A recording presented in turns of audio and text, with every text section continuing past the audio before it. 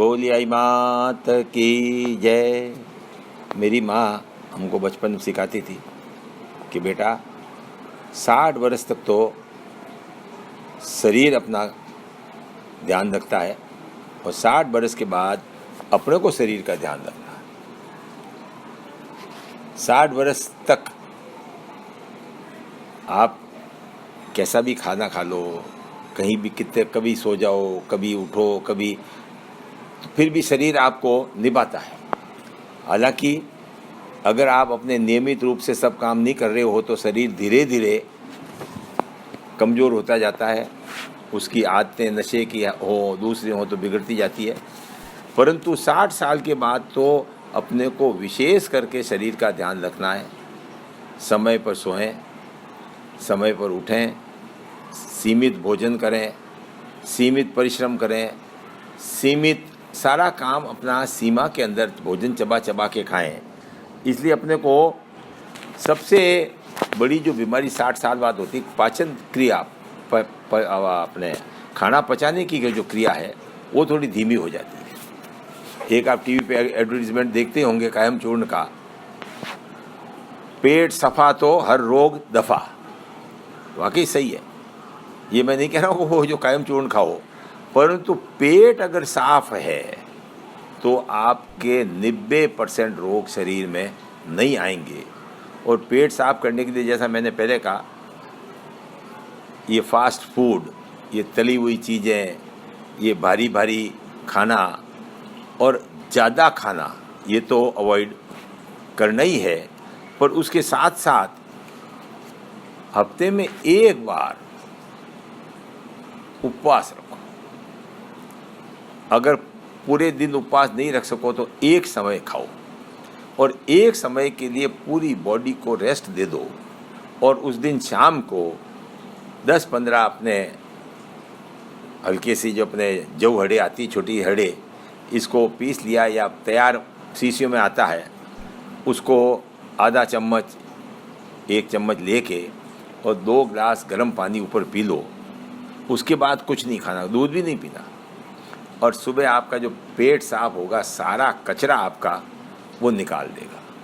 सारे हफ्ते की जो आपकी जो पेट की गड़बड़ियाँ हैं वो सब रोज़ लेने की ज़रूरत नहीं, पर हफ्ते में एक बार उपवास करके और जुलाब अगर ले लिया जाता है तो कहीं भी कोई गड़बड़ नहीं होती। फिर अपने जो ये देसी नुस्खे हैं, इसका तो कोई मुकाबला ही नहीं। कैसा भी गला खराब हो, हल्दी का दूध गर्म करके पियो, अपने आप गला सही हो जाएगा। हल्दी के गर्म पानी के गरारे कर लो।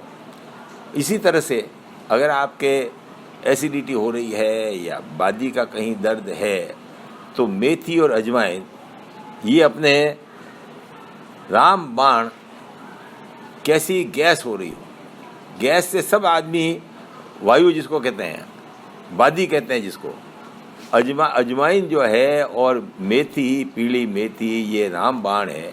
इसको अपन तुरंत ही थोड़ा से गर्म कर लिया, दोनों को थोड़ा सा पीस लिया हल्के सा, और इसको अगर आप लेके और 2 गिलास गर्म पानी पी लेते हो तो कैसी भी पेट की गड़बड़ी किसी खाने से या अन्य विकार से हो गई हो तो वो ठीक हो जाती है। फिर अपन ज़्यादा ध्यान नहीं देते हैं, पर लगभग डॉक्टरों का कहना है कि 80-90% लोगों के पेट में कीड़े हो जाते हैं। आंतों में 4-5 तरह के कीड़े होते हैं। राउंड वर्म होते हैं, टेप वर्म होते हैं, थ्रेड वर्म होते हैं, हुक वर्म, यूँ कर गए। अब सीधी सी बात है कि उसको साल में एक बार तो हर एक को अपना डीवर्मिंग करा ही लेना चाहिए। एक जेंटिल करके गोली आती है, पहले तो 4-5 तरह की गोलियाँ आती थी अलग अलग कीड़े को अलग अलग मारने के लिए। अब एक गोली आ गई है, वो तो थोड़ी महंगी है, पर इसी में जो सॉल्ट है वो अन्य कई नाम से गोलियाँ आती है। लगभग आपको 3-4 रुपये में गोली, हालांकि कीमत उस पर 10-15 रुपये लिखी होती है, पर आमतौर पर 3-4 रुपये में वो मिल जाती है। साल में एक बार घर के पूरे परिवार को ये डीवर्मिंग अपने आप को करा ही लेना चाहिए, ताकि आपके पेट में अगर कोई कीड़े हो गए हैं जो बिना मतलब का तो खा रहे हैं, खाने को पचने दे नहीं रहे हैं, आंतों को ख़राब कर रहे हैं, आप ज़्यादा खा रहे हो, आपको शरीर में ताकत आ नहीं रही है, ऐसी स्थिति में डीवर्मिंग करके और नवरात्रि जो 9 दिन की आती है उसमें अगर आप 9 दिन लगातार उपवास कर सको तो अति सुंदर, उपवास नहीं कर सको तो फलों पे रहो और बढ़िया, सब्जी पे रहो बढ़िया, नहीं तो कम से कम 9 दिन एक समय भी खाओ तो आपके शरीर को पूरी ऊर्जा मिल जाती है। अब तो कैंसर के डॉक्टरों ने भी एक 16 घंटे का उपवास का एक नया शोध करके दिया है कि अगर आप 16 घंटे कुछ नहीं खाओ, 10 घंटे तो आपको अपना शरीर जो आपने खाया उसको पचाने में लगेगा, 10 घंटे बाद उसको अन्य चीज़ों की ज़रूरत पड़ती है, तो आपके कैंसर सेल्स हैं, आपके इस बॉडी में जो टॉक्सिन्स हैं उनको बॉडी वापस अंदर खींचेगी और उसका उपयोग करके और आप 16 घंटे का उपवास लोग के साथ बहुत मुश्किल है। अरे मुश्किल तो नहीं है, अगर आप शाम को समझ लो 6 बजे आपने खाना खा लिया, 6 बजे खाना खा के आप जोड़ो उसमें 16 तो सुबह 10 बजे तक आप उपवास रखो, तो 10 बजे आपको जो नाश्ता करना हो कराना हो, आपको गारंटी देता हूँ, मैंने तो खुद नहीं करके देखा है, 16 घंटे का उपवास अगर आप हफ्ते में 1 बार या 2 बार कर लेते हो आपका शरीर पूर्णतया स्वस्थ हो जाता है और कैंसर जैसी बीमारी में भी वो उसमें कैंसर सेल्स को खींच के और उनको एब्जॉर्ब करके और ख़त्म करता है।